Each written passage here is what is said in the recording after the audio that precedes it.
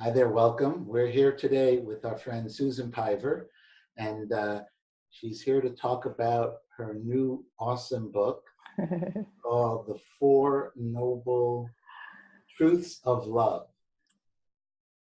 So I have a question to start off. I mean, I know the term The Four Noble Truths, and I don't have them memorized, I'm ashamed to say, but I think I remember them. So what are they, and what are the Four Noble Truths of love kind of in comparison, in relationship to it? Mm-hmm. Yeah, that's totally a great question. And the Four Noble Truths of Buddhism, the Four Noble Truths of Buddhism are the very core teachings of the entire Buddhist path. They are the very first teachings given by the Buddha upon his attainment of enlightenment. And they, whether it's Zen Buddhism or Tibetan Buddhism or Theravadan or Mahayana, all the forms of Buddhism have these four tenets at their core. And there's vastly interesting ways to interpret them. But the first noble truth of being human is, said the Buddha, is life is suffering, which sounds horrible. Suffering is not quite the right translation, I hear. It's more like unsatisfactory or dissatisfying. Life is dissatisfying in the sense that everything changes. There is nothing to hold on to. So we keep trying to build security and happiness, and sometimes we can, but ultimately it's all kind of sand castles that everything dissolves. Very painful. So the first noble truth is called the truth of suffering. The second noble truth is called the cause of suffering.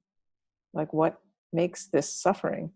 And the Buddha said, grasping is the cause of suffering, which basically means pretending like the first noble truth is not true.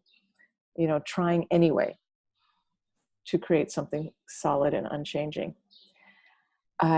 The third noble truth is called the cessation of suffering, which means, you could stop.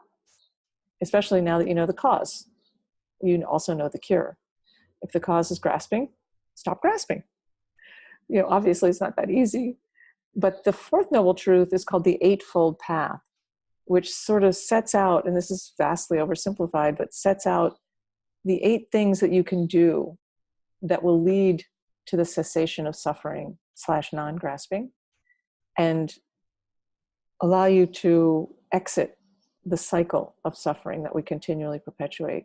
And the Eightfold Path, I don't know if I can remember them all, but it includes things like right view, right intention, right speech, right livelihood, right action, right effort, right mindfulness, right wisdom.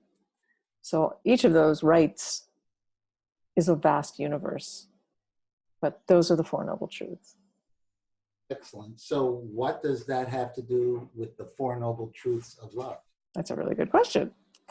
So, as you remember, the Four Noble Truths start out with the truth, the cause, the cessation, and the way.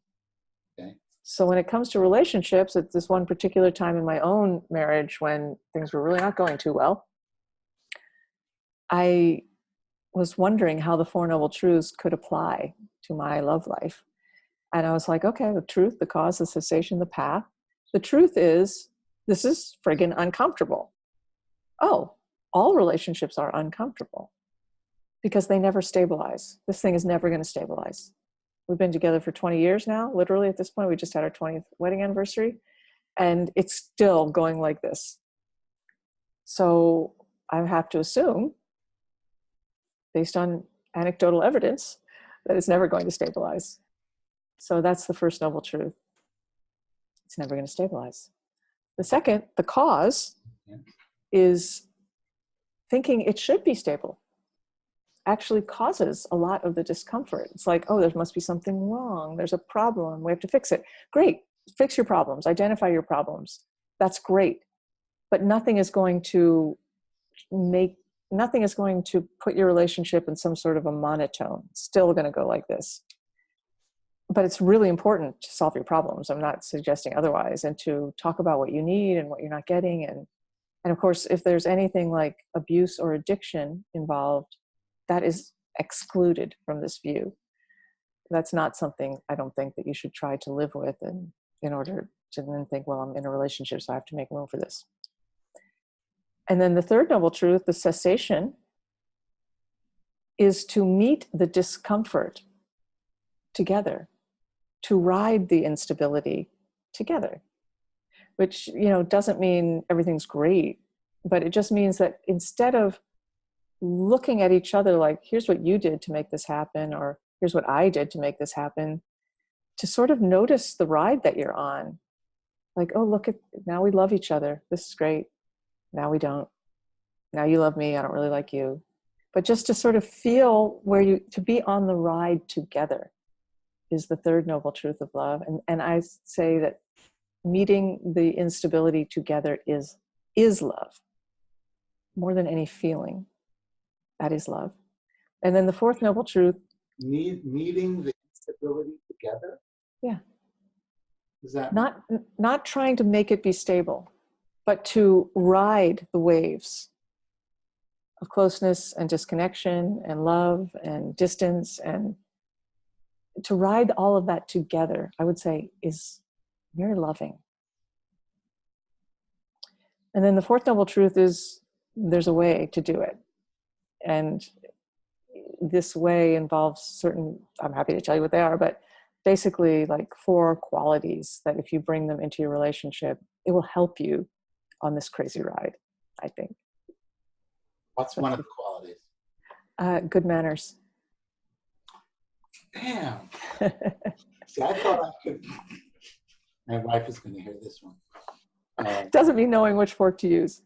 Obviously, it means being aware of the other person's presence and being thoughtful about who they are and what's going on for them and what's happening between you, and just this very basic good manners. Very useful. Yes, that's one thing. Even at my my old age, I could stand to remember at some times, and that's a tough one. Good manners is important. Are important.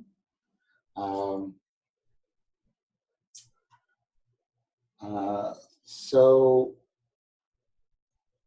in the book, are there any stories? By the way, can you hear me now? Mm-hmm. Good. Okay, I'm not wearing the mic, but I'm not going to take that out. In the book, are there any key stories that kind of give like not a cliff notes, but a synopsis that kind of demonstrates either how, and I hate to call it a solution, but what kind of issues is there? Because I remember when I saw you give this presentation at ABC Corporate about the new book, I think you shared some stories that happened with you and your husband. Now, I haven't read the whole book yet. Is it all about you, or do you talk about friends also, or other people's experience, or it's all your path? It's all about me. But it's also it's stories that from my life that I bring in with the hope of illustrating certain key Buddhist teachings so that anyone can bring these things into their life. But I only know my own relationship, and I barely know that. So, and I'm not a therapist or a journalist, so I really don't have any business telling other people's stories. Right. So then I'll come back to my the whole wisdom fee concept is, how do you take this timeless wealth of wisdom, or in this case, the 4 noble truths of love? How do you bring that down to street level to someone? If you told them the word Buddhist, they would roll their eyes and they would say, no thanks. Or not even knowing what Buddhist is, that there's not that there's anything wrong with it, but how does this boil down to everyday wisdom for everyday people? Why is it a practical book? I think the 4 noble truths of love are relevant to everyday people, because if you say, hey, everybody, guess what? Relationships are uncomfortable. They'll be like, yeah, they are. If you say, well, if you know, thinking they're supposed to be comfortable and perfect actually increases the discomfort, most people would go, got that. And if you could somehow work with the discomfort instead of trying to solve it, you might get closer to each other. I think that's pretty straightforward. And, if you bring in qualities like good manners, which basically means being thoughtful, I just think that's very plain language and personally very accessible. It is plain language. And you talk about manners, this friend of mine got in this situation. Someone you know. Someone I know. Uh-huh. Someone I know where, the term straight talk or street talk or familiar talk that I might say with my friends or buddies in playing hoops or something or playing poker, I kind of, from time to time, I try to be mindful of it. I just kind of let it out, and it's not good manners. For your friend. What's that? For your friend. And my friend or whatever. And this person that I know, my wife, she sometimes calls me on it, mm-hmm. and really gets upset when I do it in front of my kids. I bet. Now, in my mind, I'm totally justified. Mm-hmm. In my mind, she was being a butthead or whatever, or that's not very dignified way, but that's street level. She, but I think good manners are important. It's respect. Even, I don't know, it seems to me that that friend could have used some good manners, and it kind of then created something that needed to be fixed or something like that. Yeah. I would say good manners here for your friend doesn't mean that your friend should not say what they feel. But the good manners is not about not expressing yourself. The good manners is about taking care to say what you mean in a way that the other person can hear. Say that again. That's good manners, I would say, is saying what you mean in a way that the other person can hear, which is no small trick. No. And especially as, there's so many different levels of relationship, emotional, ups, downs, finances, kids, no kids, stress, long day, short day. It's so complex. It's a lot. Yeah, it is. And now I'm experiencing, my kids are away for camp for a few weeks. Oh, nice. Really for the first time. So, oh, wow. My wife and I are talking to each other, and we're walking, and she's doing a lot of exercising, and I'm doing a whole lot of work, but that's fine. It sounds nice. It's a chance to actually, let me show the cover, to have manners, have, to try to implement some of these concepts. And the manners thing, that alone, that worked for me. I hope whoever listens to this, appreciates that as well. So any other takeaways or core key concepts about the book or story of the book, or and then maybe after that you can read, a small excerpt of it. Yeah.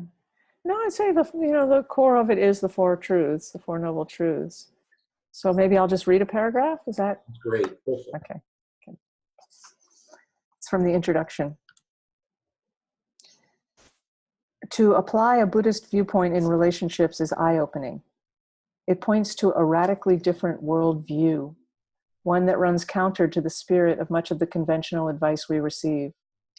It prioritizes unending curiosity over conclusiveness in such a way that conclusions are never arrived at, while openness of heart and of mind continue to expand. It posits having no agenda as a path to attainment. It suggests that the solution to problems in the outer world are solved by making changes within, and that problems within are solved by dissolving the boundary between self and other. To examine these views carefully is to turn ourselves upside down over and over, and rather than finding explanations by stabilizing in the upside down, we find what we seek in the turning itself. Very nice. Very awesome. Okay. We'll put a link for the book and all that stuff under the video. So Thank you. that was wonderful, and I think that was great. So thank you very much. You're welcome. Thank you. It's nice to talk to you. Pleasure chatting. Okay. See you soon. Bye. Bye. Cut. Okay. Cool. Good. That was great. That was great. Great. That was good. Yeah. Thank you. All I right. appreciate it. No, I appreciate it also. So we have two separate things we could kind of use, and just separate. It took a while, but we finally relaunched BetterListen.com. So it's Good. so that's brand new as of like the last 2-3 days. Mm-hmm. Oh, cool. Much more, we can highlight things and promote things, and Wisdom Feed is slowly coming into its own. And we have about 10 or 12 courses now on Wisdom Feed. Oh, that's great. And now learning it's a different distribution channel kind of thing. But as our list grows and we're kind of learning, how to make it work. And one of the good things is a higher price point, and so more than open to figuring out how to get some of your stuff on there as we grow. And we're doing a lot with John Kabat-Zinn and a bunch of other people. That's great. We'd love to, we can continue that conversation. Or maybe we had the conversation years ago. Maybe we could start that one up. No, that would be good. That would be good. Cool. Okay. All right. Well, So nice to talk to you. Really good to see you. It was a pleasure. I really appreciate it. Thank you. I do too. Easy. Bye. Okay. Bye.